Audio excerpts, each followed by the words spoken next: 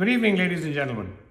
It gives me great pleasure to introduce Sachin Mehra, who will give the next talk on eliminating plastic waste and protecting our lakes with green innovation. Sachin has been in the oil and gas business for 34 years. Sachin actually joined Zentech, an engineering and project management company, in July 2021. He's currently the Vice President, Construction and Project Management with them. Prior to joining Zentech, Sachin was in the oil and gas business for many years with ENSCO, an offshore drilling contractor, since July 2009 as their Vice President, Asset Management. He was responsible for reliability, maintenance, quality, subsea operations, and digitization of the drilling rig assets. Sachin actually joined many years ago in 1987 in the oil field with Setco Forex Schlumberger. And he's in fact worked in a wide variety of roles in operations, project management, construction, engineering, and asset management all over the world, Far East, Middle East, Europe, Africa, South America, and even North America as part of his assignments. Sachin holds a bachelor's degree in mechanical engineering from the IIT Delhi. But more than all the above, I've known Sachin since the early 80s. He's a phenomenal friend, a great colleague, and absolutely one of the smartest men I know. Ladies and gentlemen, I give you Sachin Mehra. Well, thank you, Sandy. I mean, that was a phenomenal introduction, and thanks. It's an honor to be over here, and it's great to give this talk on and green innovation, which is about removing plastics. And I'm going to be talking about more removing plastics from the Great Lakes, but the concept can be globalized and it can be applied to the oceans as well. So I'm going to be sharing a slide deck over here and talking with that slide deck. So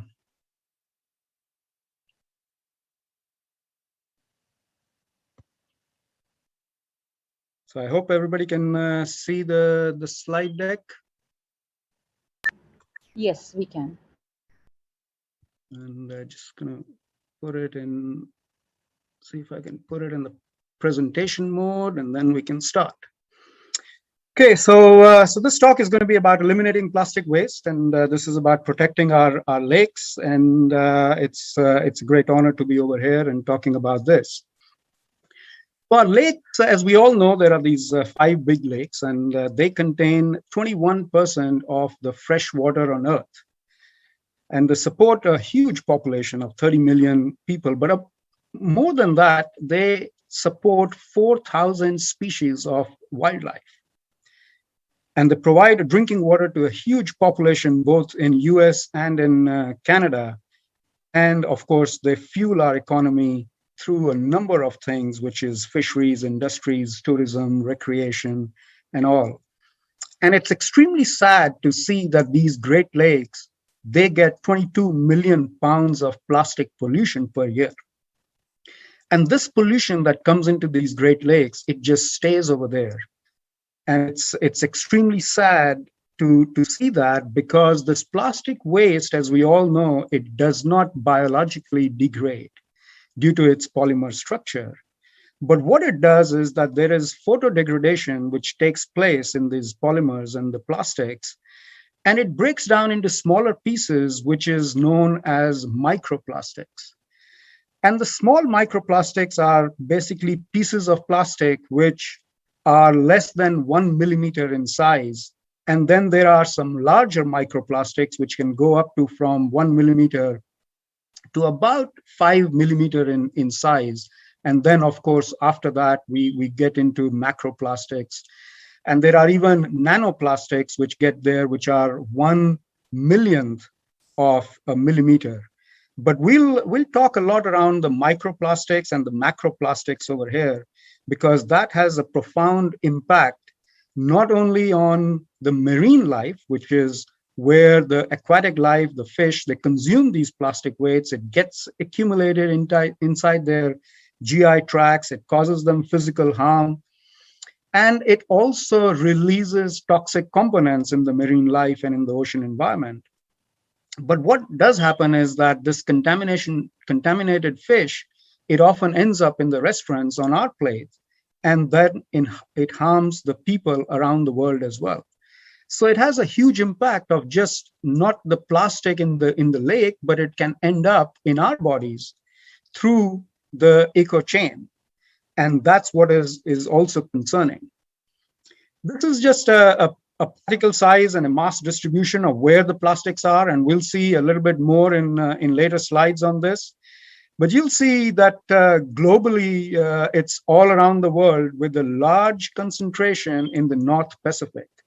And many of you may have also heard about the Great Pacific Garbage place, where there is a lot of accumulation. And some of these pictures are, it shows the concentration of plastic in water. And these are real pictures where it's really bad in certain places. And in the presentation later on, we'll see where the concentration is most around the population. But globally, it's a bad situation at the moment. And for us in the North America, especially the Great Lakes, is a really bad situation as well.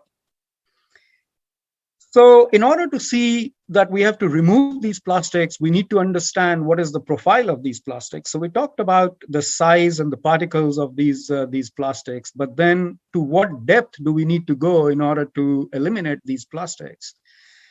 And the studies have shown that it is around 15 feet of depth, around 5 meters of depth is where we have a good concentration of microplastics. And then after that depth is when it really starts getting less. So when we talk about removing the plastics, by understanding the size, by understanding the depth of water, then we can design something where we can remove these plastics. And this is just a slide that, when we get these plastics and they are broken down into microplastics, it affects everybody. It affects the species, the marine life, it affects human beings, and it gets into the complete marine food, drinking water, and the eco chain, that it has a profound impact on all of us. So this is the concept that we are working on at the moment in order to remove these plastics.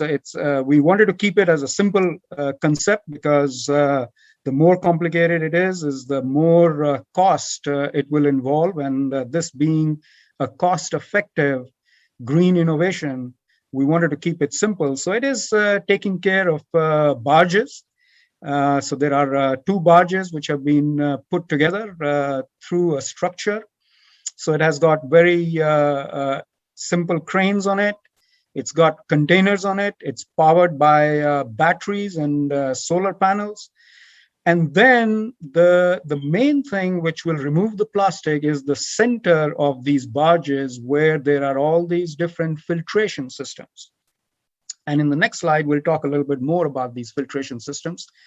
And then we have got these conveyors, because these filtration systems are the one that will take the plastics out. And these conveyors are going to take it to the different containers. And then we use these containers to get them offshore. And then we'll see that how do we treat the plastic as well, because obviously we don't want to send it to a landfill, because that doesn't solve us the purpose of it. Well, it solves the purpose of removing the plastic from the lakes, but it doesn't solve the purpose of eliminating those plastics.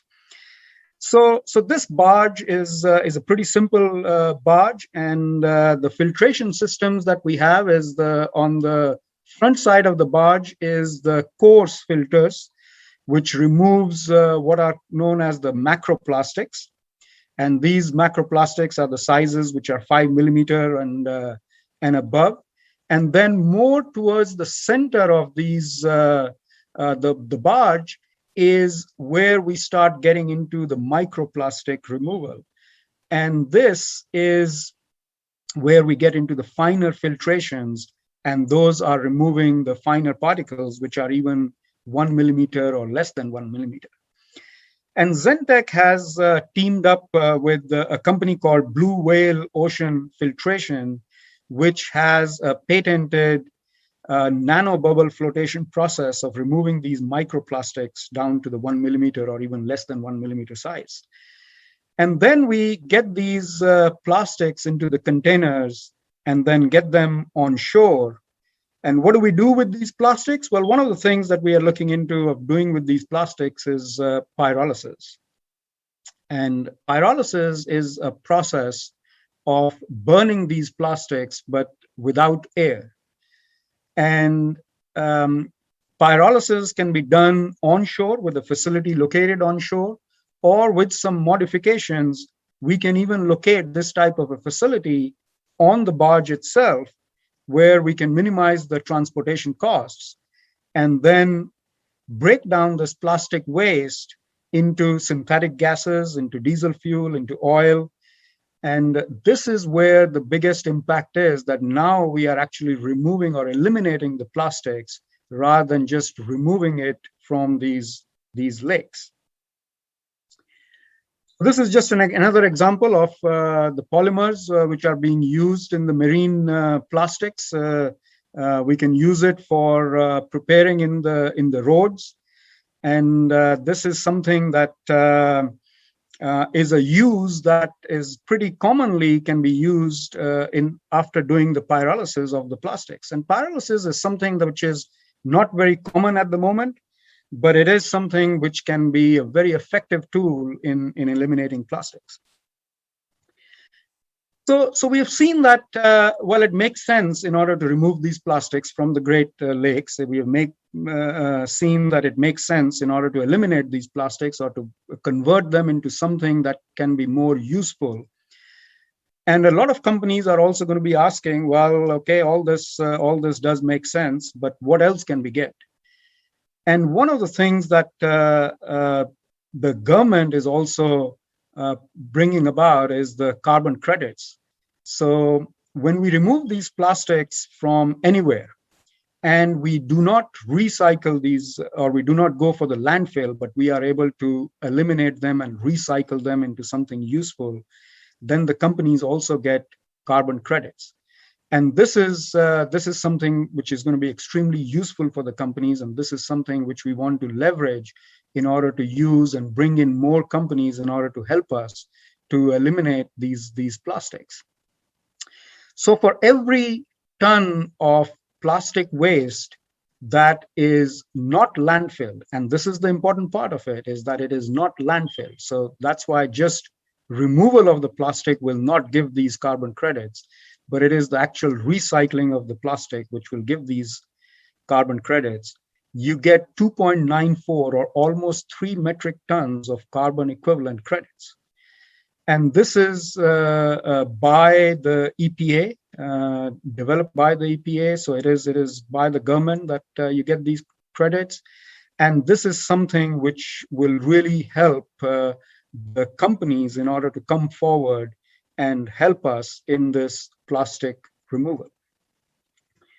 Like I said before, we wanted to look at where the concentration of these plastics are around the world. So you'll see that a lot of the plastic concentration is around Southeast Asia, especially around China, especially in the Asian areas. And some of the pictures that you had seen previously in the slides were from that area. There are a lot of companies that are working over there. It's not an easy place. So the concept of the barge that I'd shown you previously was more for the lakes, which is a calmer place. But as we go into the oceans, the environment is such that we need to look at the stability of these barges, or we may even need to look at some different type of vessels in order to work in these areas in order to remove plastic. The concept remains the same. The filtration system remains the same. And the filtration system is the most powerful, or the heart of the system, and that remains the same in order to remove plastics anywhere. But the type of vessel that it is installed on will differ based on whether your vessel is operating in the lakes or your vessel is operating in the oceans. And that's what the big difference is going to be between the vessels. So in order to encourage the companies, there is going to be more work, and the governments as well. There has to be more work that has to be done to make sure that the world is making efforts in order to prevent and clean up and restore the oceans and the lakes.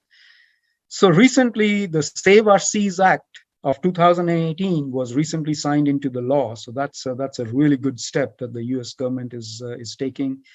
But the US government will need to do more in order to enforce the proper management of the plastic waste.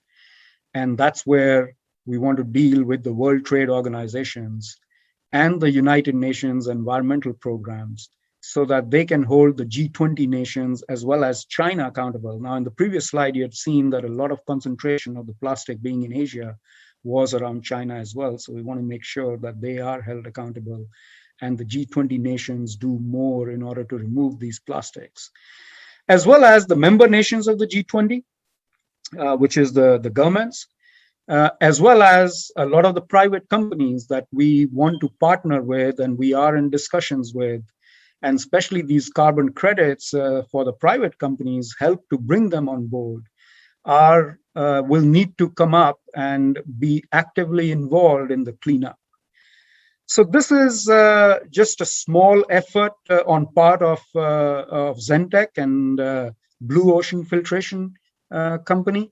But this is just going to be a speck in this whole ocean of trying to remove plastic. It's just the right first step in order to do that. But of course, there is going to be a lot more effort that will be required in order to get the world rid of this plastic. There have been many companies that have come forward in order to do this.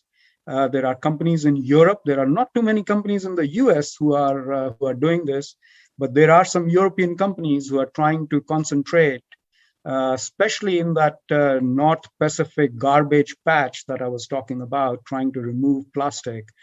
But again, it has met with mixed success at the most that I can say. And there are certain parts of it which have been successful, but a lot more that needs to be done. With that, I thank you for this lightning talk and open up for any questions that anybody will have. How do you ensure that you don't filter out plankton, if I'm saying the word right, fish food? Could you please address that?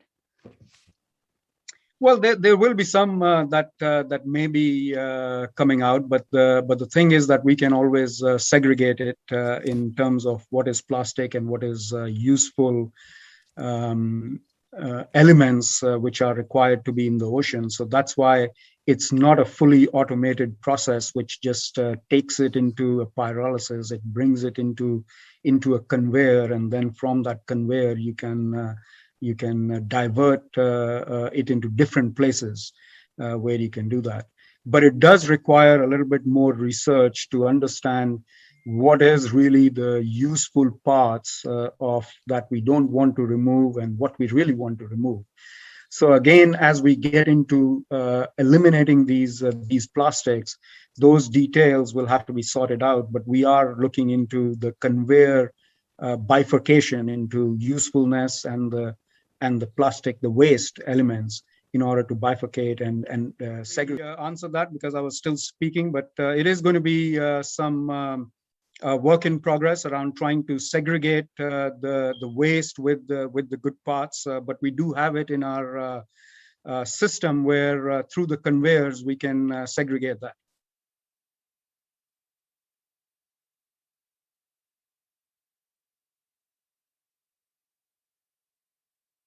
Okay, are there any other questions? No, I think that's great. We don't have any additional questions right now. Thank you so much, Sachin. And anyone who got disconnected in the middle, that was Zoom error across the board. But thank you so much for staying with us.